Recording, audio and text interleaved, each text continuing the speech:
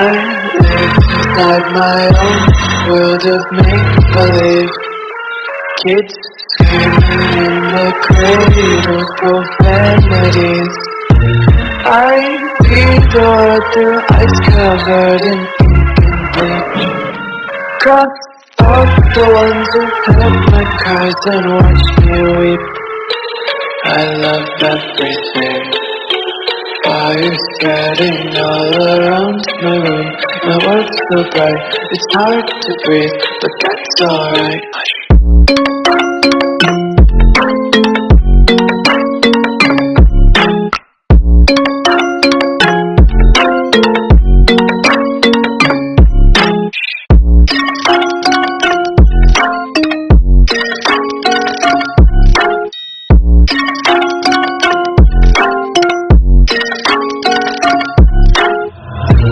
Take my eyes open to force reality.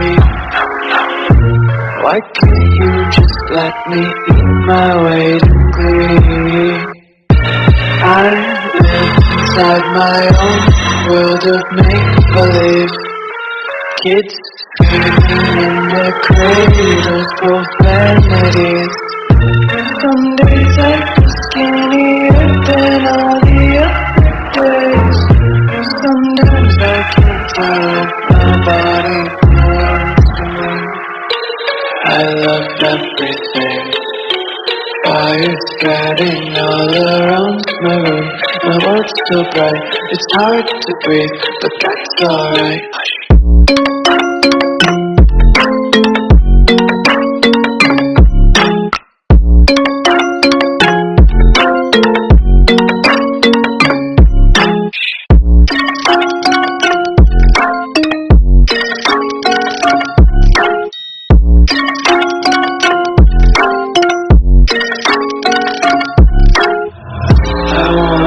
Taste your content, hold your breath and feel the tension. Devils hide behind redemption. Honesty is a one-way gate to hell. I wanna taste consumption. Get faster to waste oxygen. Hear the children sing aloud. Music till the wick burns out.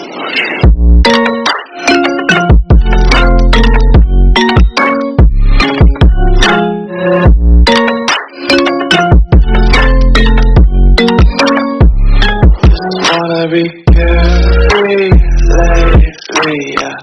Just picking up days. We've got one too many quarters in my pocket. Feeling like the fully clovers in my locket. Untied laces, yeah.